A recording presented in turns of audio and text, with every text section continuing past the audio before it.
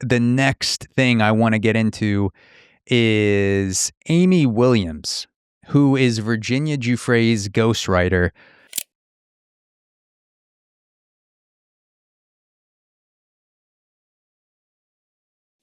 On her book that came out recently. And Virginia Giuffre is now sadly deceased, but Amy Williams helped her write this book before she passed away. And Amy Williams goes on Piers Morgan to discuss the infamous Prince Andrew Virginia Giuffre photo. And so let's get into this. Do you have any doubt that she did have sex with Prince Andrew? No. Absolutely no doubt. Repeatedly. And she didn't just have sex with him. She was forced to sexually service him. That's maybe a distinction without a difference to some, but there's a difference to me.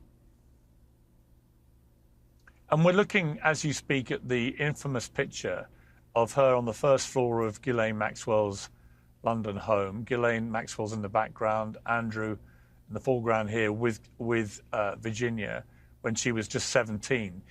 There's been a concerted attempt to try and discredit the veracity of that picture. David Boies said to me he had absolutely no doubt that it was a genuine photograph. Again, you must have, as a journalist, been, cautious about making sure this picture is genuine. How much confidence do you have that that is a genuine picture? I have utter confidence that it's a genuine picture, and I'll tell you how we track that down.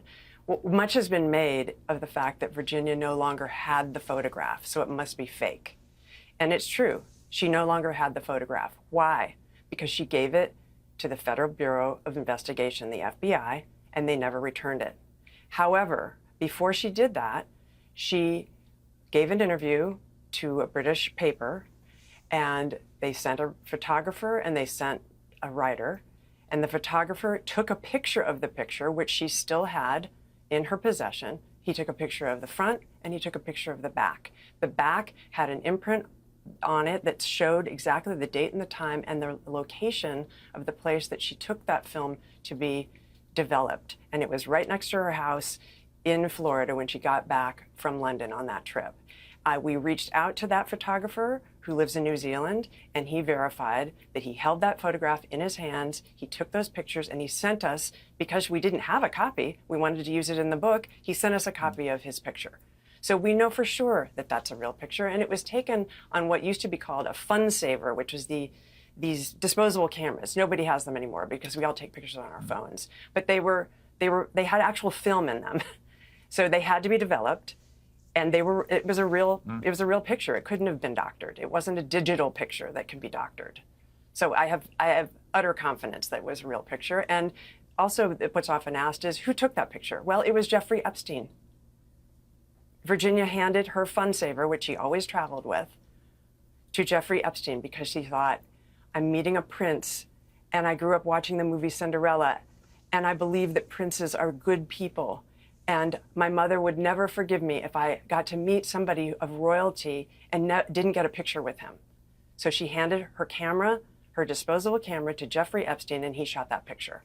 So it seems like Epstein was not just passively adjacent to Prince Andrew. Epstein was orchestrating, documenting, and curating moments between powerful men like Prince Andrew and trafficked victims. And when you hear Amy Williams talk about the story of Epstein taking the photo of Prince Andrew, you wonder to Epstein, like in his manipulative, calculating mind, predatory mind, was this a casual encounter? Like, was this something unplanned, the photo? Obviously, like Virginia being there with Prince Andrew and Epstein, that seems to be very planned, crossing legal boundaries of planning for sure.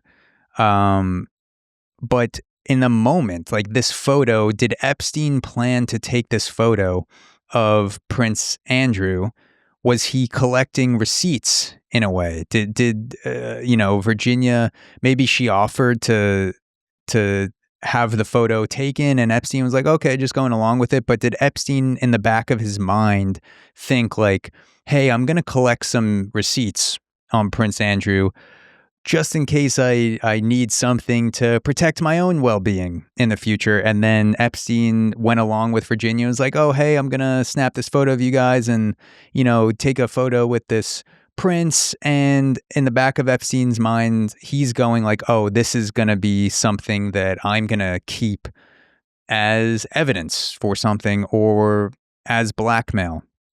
And you can really see in the way that Amy Williams talks about this, it's sad, is Virginia's reason for wanting the photo with Prince Andrew. She wanted a photo with a prince like Cinderella, she says. And it's heartbreaking. It's terrible to see someone in that situation who's so innocent, with such high hopes, thinking about something like, oh, I'm going to get a photo with a prince. And meanwhile, she's on the verge of having her life destroyed, which she ultimately took, Virginia Giuffre.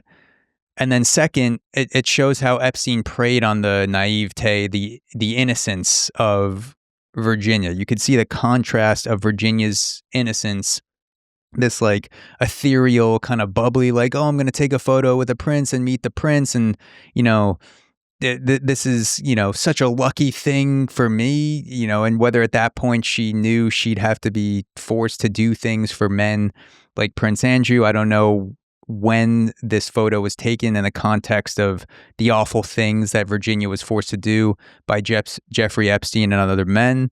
But you see that contrast of Virginia's innocence with Epstein's predatory intentions behind the scenes, which makes it even darker. It's fucking terrible. There's no other way to say it.